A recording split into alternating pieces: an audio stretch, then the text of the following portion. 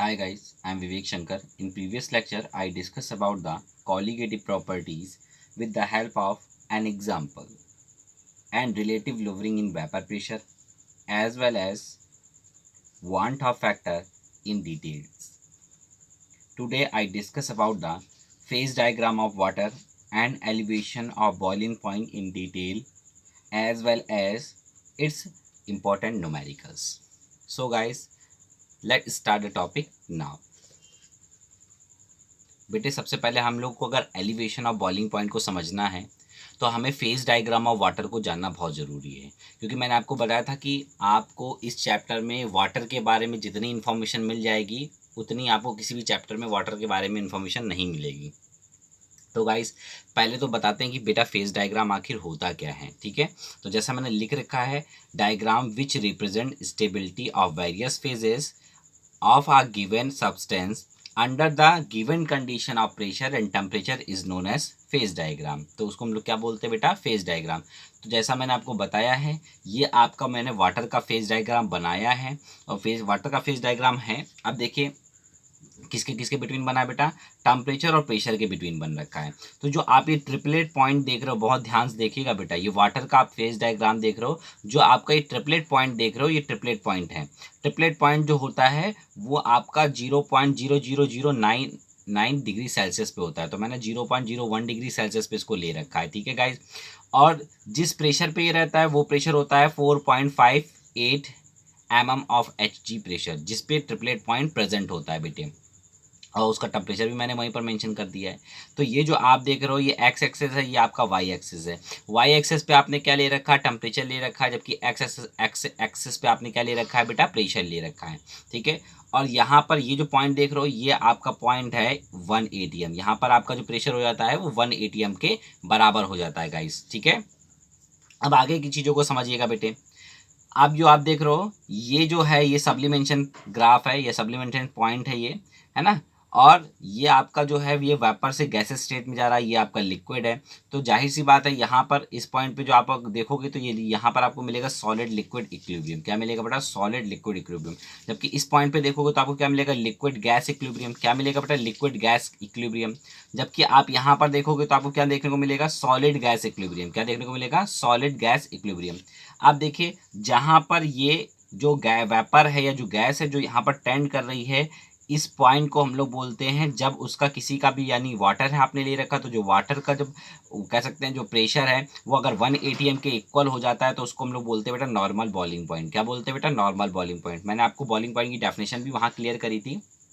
मैंने आपको बताया था कि बॉइलिंग पॉइंट किस तरह से आप लोग डिफाइन करते हो। तो मैंने वहाँ बताया था कि वेपर प्रेशर है ना, vapour pressure become equal to the external pressure is called boiling point.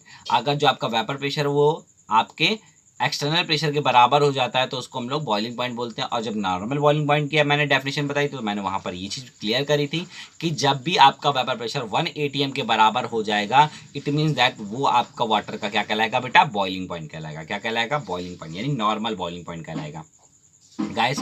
अच्छा, इस पॉइंट पे देख रहे हो तो इसको मैंने यहाँ बोल भी दिया नॉर्मल बॉइलिंग पॉइंट। इस पॉइंट पे जब ये लिक्विड कट किया, लिक्विड सॉलिड, तो आप देख रहे हो ये पॉइंट आपका क्या कहलाता है? Normal freezing point. क्या कहलाता है बेटा? नॉर्मल फ्रीजिंग पॉइंट कहलाता है। क्या कहलाता है बेटा? Normal freezing point. तो वाटर का डायग्राम आपने देखा, आपको सॉलिड लिक्विड गैस तीनों के फेज में आपको मैंने वाटर को दिखाया। सॉलिड के फेज में भी देख सकते हो आप उसको, लिक्विड फेज में भी देख सकते हो आप उसको, गैसेस फेज में भी देख सकते हो। और हर एक पॉइंट को आपको याद रखना बहुत ज़रूरी है। ठीक है गाइस, हर एक पॉइंट को आपको याद रखना। ये वाटर का फेज डायग्राम अपने माइंड में सेटअप कर लीजिए, ठीक है, कि किस तरह से बनता है। तो आप देखिए, अब मुझे समझना है बेटा एलिवेशन इन बॉइलिंग पॉइंट को। किसको समझना है? एलिवेशन ऑफ बॉइलिंग पॉइंट को। तो आप मुझे ये क्लियर करिए, अभी जो मैंने आपको डेफिनेशन बताई थी बॉइलिंग पॉइंट की वो क्या थी? तो आपने बोला कि सर जो बॉइलिंग पॉइंट की आपने डेफिनेशन बताई वो ये थी कि वेपर प्रेशर है ना, vapour pressure become equal to 1 ATM है ना, इसका नॉर्मल बॉइलिंग पॉइंट। यानी जब वेपर प्रेशर 1 ATM के बराबर हो जाता है तो आप उसको बॉइलिंग पॉइंट बोल रहे थे। बिल्कुल सही, आपने बिल्कुल सही बताया। बट यहाँ पर आप एलिवेशन इन बॉइलिंग पॉइंट में देख रहे हो। अच्छा आप बताइए, आपके पास प्योर सॉल्वेंट है, ठीक है बेटा, आपके पास क्या है बेटा? प्योर सॉल्वेंट है। अगर आपके पास प्योर सॉल्वेंट है तो उसका वेपर प्रेशर कुछ ना कुछ होगा बेटा, बिल्कुल होगा, क्योंकि वो वॉलेटाइल नेचर का होता है। अगर मैंने उसमें नॉन वॉलेटाइल सोल्यूट को ऐड कर दिया तब बताइए वेपर प्रेशर बढ़ेगा कि घटेगा?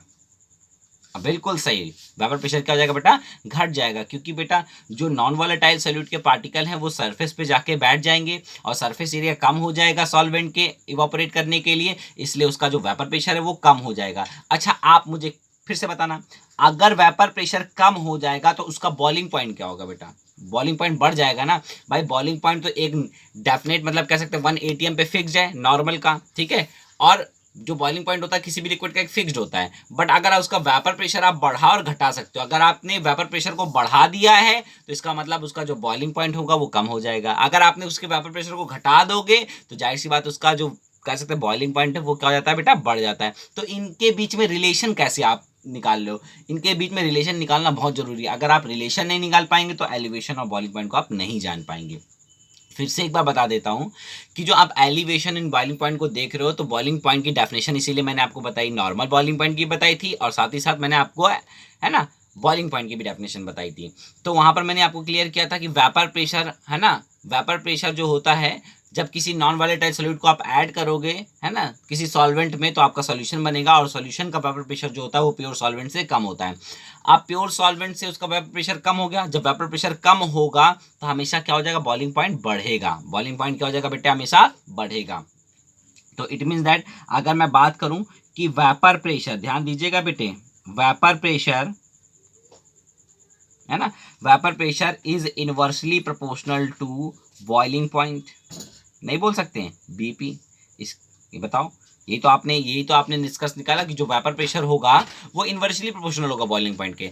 जैसे जैसे आप वेपर प्रेशर को घटाते जाओगे बॉइलिंग पॉइंट आपका बढ़ता जाएगा। वही बढ़ना ही क्या कहलाया बेटा? एलिवेशन कहलाया। एलिवेट किया है बेटा बॉइलिंग पॉइंट ने। जब क्या आपने ऐड किया? नॉन वॉलेटाइल सॉल्यूट जब आप ऐड करोगे, तो आप इस पॉइंट को भी इस तरह से लिख सकते हो, if added non volatile solute,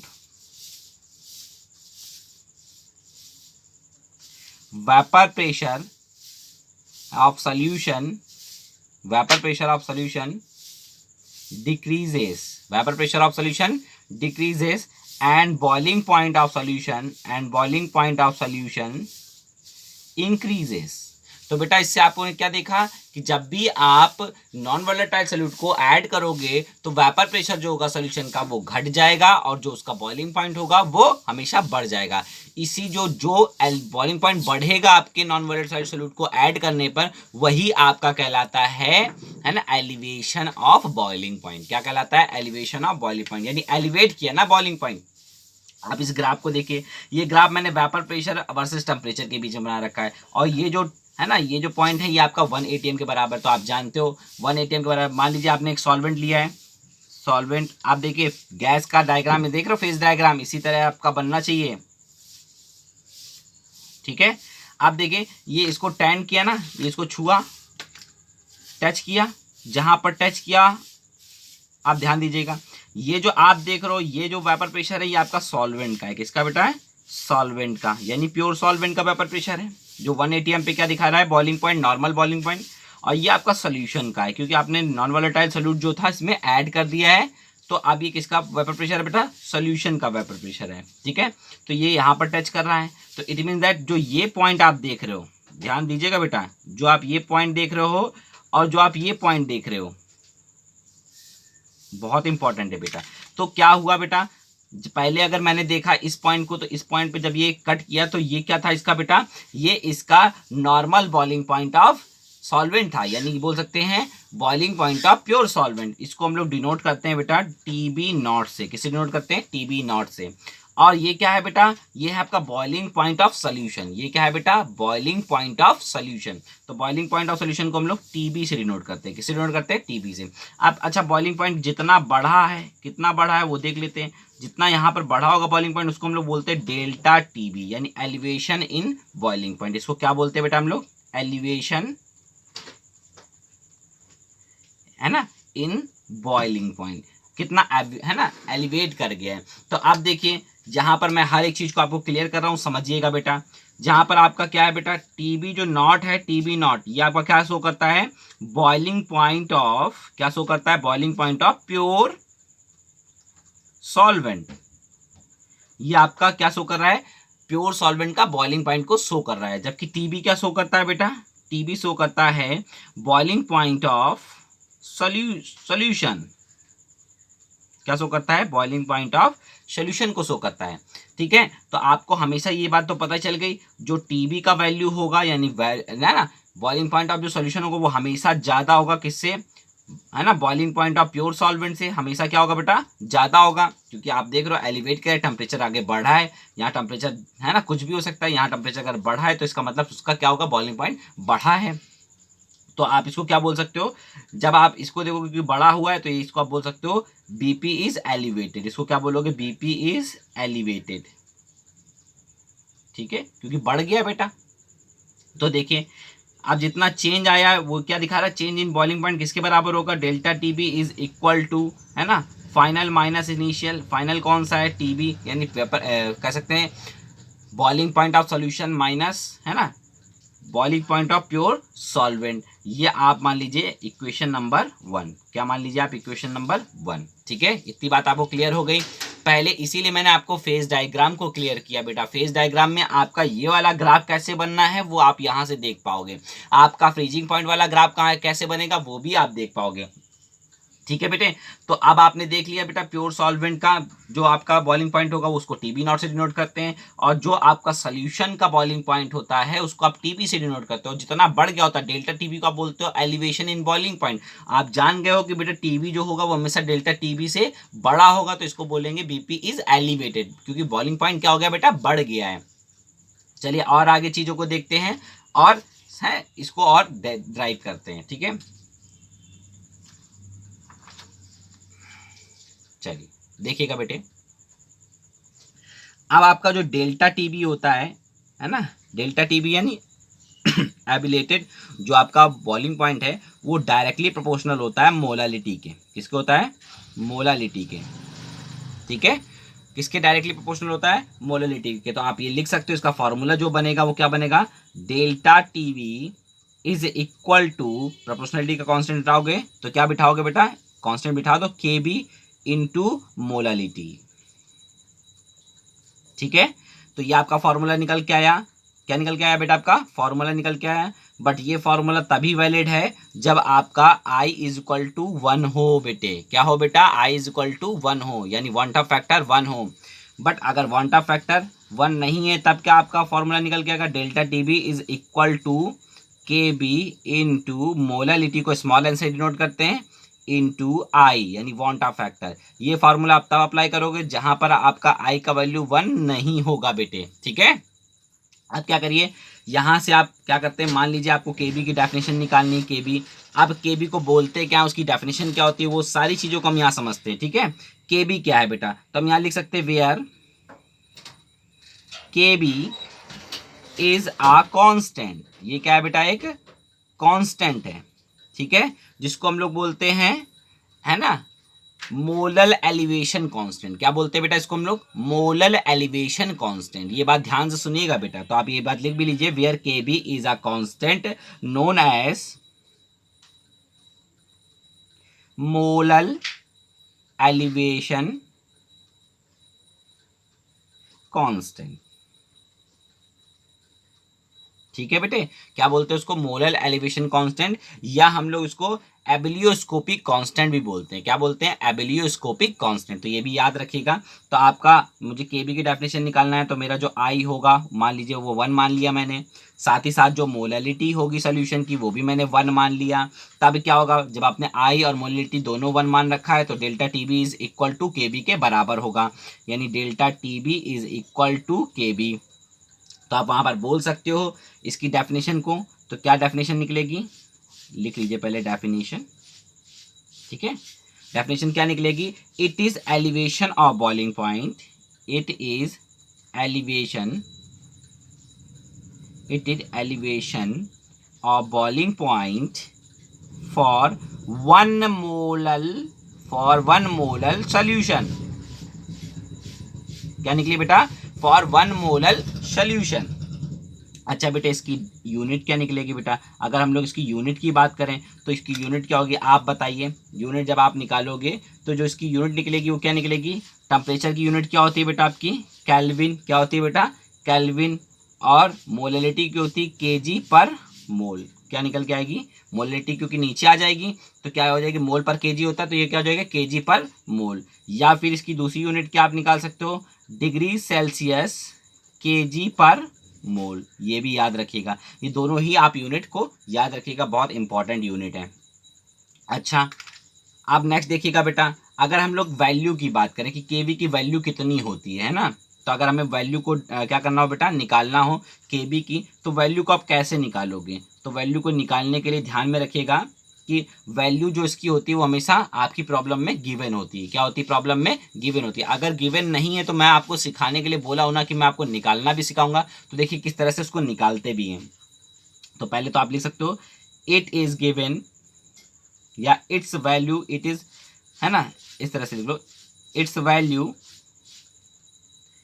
है ना, is given in the problem. Problem में क्या होगी बेटा, इसकी वैल्यू जो होगी वो गिवन होगी। अगर आपको कैलकुलेट करने के लिए बोले तब भी आप इसको कैलकुलेट कर सकते हो, क्योंकि के बी इज इक्वल टू होता है आपका R into T B naught का स्क्वायर, यानी pure boiling point of solvent का square, into molar mass of solvent, molar mass of solvent upon 1000 into heat of vaporization, delta H of vaporization. ठीक है, आप ध्यान दीजिएगा बेटा, जहां पर आपका आर क्या है, यहां पर लिख सकते हो वेयर, है ना, आर क्या है, आर आपका यूनिवर्सल गैस कांस्टेंट है बेटा। क्या है बेटा? यूनिवर्सल, यूजीसी है बेटा। क्या है बेटा? यूजीसी, यूनिवर्सल गैस कांस्टेंट है। ठीक है, अब जो आपका टीबी नॉट है, टीबी नॉट को तो आपको पता ही है, बॉइलिंग ऑफ सॉल्वेंट है बेटा। क्या है? Boiling point of pure solvent लिख लो तो ज़्यादा अच्छा रहेगा, प्योर सॉल्वेंट है। और साथ ही साथ जो आपकी एम है वो क्या है बेटा, ये आपका जो एम मैंने लिख रखा है, यानी molar mass of the solvent, तो आप जानते ही हो। तो जो कैपिटल एम होता है वो क्या है बेटा, मोलर मास ऑफ, मैंने तो इसकी जगह एम यहाँ पर लिख देता हूँ। ठीक है, मोलर मास ऑफ सॉल्वेंट। ठीक है बेटे, ये बात क्लियर हो गई। अब ये जो डेल्टा एच ऑफ वेपराइजेशन है, यानी हीट ऑफ वेपराइजेशन है, इसको हम लोग बोलते हैं मोलर हीट ऑफ वेपराइजेशन। क्या बोलते हैं? मोलर हीट ऑफ वेपराइजेशन, है ना, मोलर हीट ऑफ वेपराइजेशन बोलते हैं इसको। क्या बोलते हैं? Molar heat of vaporisation. और जो आपका मोलर हीट ऑफ वेपराइजेशन होता है, बहुत ध्यान से समझिएगा एक एक स्टेप यहाँ पर। मोलर हीट ऑफ वेपराइजेशन जो होता है वो आपका लेटेंट हीट, है ना, क्या होता है बेटा, आपका लेटेंट जो हीट होती है, लेटेंट हीट ऑफ वेपराइजेशन, है ना, into molar mass of solvent, है ना, इसके बराबर होती है। तो बेटा ये आपका लेटेंट हीट आपको ग्राम में दिया हो तो उसके मोलर मास से मल्टीप्लाई कर दीजिए तो आपको मोल में हीट ऑफ वेपराइजेशन मिल जाएगा। एक चीज और याद रखने वाली बात है, बहुत इंपॉर्टेंट है, क्योंकि जब आपको देखिए, पहले तो आपको केबी की वैल्यू कभी भी प्रॉब्लम में गिवे नहीं होती है। मान लीजिए आपकी ऐसी प्रॉब्लम आ गई, आपको केबी की वैल्यू उसने नहीं दी, तो आप केबी की वैल्यू भी निकाल सकते हो। कब? जब आपको डेल्टा एच ऑफ वेपराइजेशन दिया हो, क्योंकि डेल्टा एच ऑफ वेपराइजेशन किसके बराबर होता है? Latent heat of vaporisation into molar mass of जो भी आपका सॉल्वेंट हो वो। ठीक है, तो ये बात आपको क्लियर हो गई। तो डेल्टा एच ऑफ वेपराइजेशन की वैल्यू भी अलग अलग यूनिट्स में दी गई होती है। सपोज करिए अगर इसकी यूनिट उसने दे दी बेटा आपकी कैलोरी में, तो तब आप जो आर की वैल्यू आप यूज करोगे, तब आप अगर उसने कैलोरी में दी तो आप आर की वैल्यू 2 यूज करोगे। कितनी यूज करोगे? 2। अगर जब उसने बोल दिया बेटा जूल में दी है, बेटा हीट ऑफ वेपराइजेशन किस में दी है बेटा? जूल में दे दे, तब जब आप आर की वैल्यू को लिखोगे तो वो लिखोगे 8.31। कितनी लिखोगे? 8.31। आप 8.31 ना लिख के आप हमेशा मेरी जो शॉर्ट ट्रिक है 25/3, ये सबसे अच्छी शॉर्ट ट्रिक है, 25/3 आप लिख लीजिए। तो ये आप इसकी जगह 8.31 की जगह क्या लिख सकते हो? 25/3। आप इसको यूज करोगे तो आपके लिए बहुत बेनिफिशियल रहेगी। तो आपको समझ में आया कि आपको मैंने साथ ही साथ आपको क्या किया, पहले आपको मैंने फेज डायग्राम ऑफ वाटर बताया, उसके बाद मैंने आपको ये बात क्लियर कर दी एलिवेशन ऑफ बॉइलिंग पॉइंट की, फिर उसका डेरिवेशन को मैंने क्लियर किया और उसके सारे कॉन्सेप्ट को 1 बाय 1 मैं क्लियर करता चला गया। फिर मैंने आपको बताया कि जो आपका मोलर एलिवेशन कांस्टेंट होता है उसकी यूनिट क्या आप निकाल सकते हो, है ना, तो आपने यूनिट भी बता दी है भाई, इसकी यूनिट ये होती है। साथ ही साथ जो आपकी वैल्यू दी होती है ना, तो आप केबी की वैल्यू कैसे कैलकुलेट कर सकते हो वो भी मैंने आपको यहाँ पर क्लियर कर दिया। तो यहाँ तक आपको कोई प्रॉब्लम तो नहीं है गाइस, बिल्कुल क्लियर है, ठीक है। तो यानी आप हर एक चीज को समझ चुके हो यहाँ पर। अब हम लोग क्या करेंगे बेटा, इससे जो रिलेटेड जो आपकी न्यूमेरिकल प्रॉब्लम है, अब उसको हम लोग क्या करते हैं बेटा, सॉल्व करते हैं। चलिए बेटा, क्वेश्चन नंबर फर्स्ट देखते हैं। क्वेश्चन नंबर फर्स्ट, ठीक है। क्वेश्चन नंबर फर्स्ट क्या कह रहा है, तो पहले आप समझिएगा क्वेश्चन को, फिर आप उसको कैलकुलेट करिएगा, ठीक है, कि कैसे उसको सॉल्व करते हैं। मैं हर एक चीज मैंने अभी आपको कॉन्सेप्ट बताया, मैं सारे कॉन्सेप्ट के एक एक क्वेश्चन मैं आपको यहाँ पर सॉल्व कराऊंगा, और साथ ही साथ कुछ घर में भी आपको जो प्रॉब्लम होगी वो मैं आपको सीट प्रोवाइड कराऊंगा, वो आपको करके मुझे दिखाने होंगे, ठीक है गाइस। क्वेश्चन नंबर 1 बोल रहा है, कह रहा है कैलकुलेट, है ना, केबी ऑफ वाटर। देखिए बेटा क्या बोल रहा है, कैलकुलेट केबी ऑफ वाटर। उसने वाटर को का केबी जो है कैलकुलेट करवा रहा है आपसे। बोला है इफ लैटेंट हीट, बोल रहा है if latent heat of vaporisation,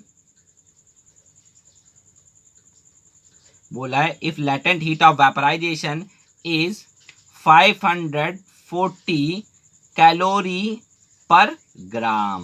देखिए उसने कैलोरी में दी हुई है, ध्यान रखिएगा इस चीजों को, ठीक है, नहीं आप गलती कर बैठोगे।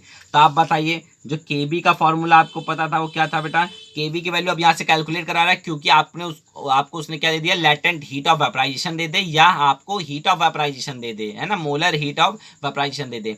तो आपको ये समझ लीजिए, आपको केबी का जो फॉर्मूला है उसको अप्लाई करना है। तो केबी का फॉर्मूला क्या था बेटा हमारे लिए था केबी का फॉर्मूला R इंटू, ध्यान दीजिएगा, टीबी नॉट का स्क्वायर, है ना, into molar mass of solvent upon, ध्यान दीजिएगा ये एम क्या था बेटा, molar mass of solvent in, है ना, बाय 1000 इनटू, है ना, जितनी आपको क्या चाहिए था, डेल्टा एच की वैल्यू चाहिए थी, किसकी वैल्यू चाहिए थी, डेल्टा एच ऑफ वेपराइजेशन की।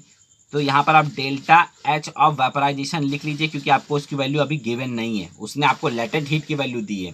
तो आप क्या कर सकते हो, आपको मैंने बताया था, जब भी डेल्टा एच ऑफ या मोलर, है ना, हीट ऑफ वेपराइजेशन अगर आपको निकालना हो, आपको दी गई हो क्या बेटा, लेटेंट हीट ऑफ वेपराइजेशन कितनी दी गई है, 540 कैलोरी पर ग्राम। तो उसको क्या करिए, उसके मोलर मास से क्या कर दीजिए, मल्टीप्लाई करा दीजिए। मोलर मास कितना बेटा वाटर का होता है, 18, कितना होता है बेटा, 18,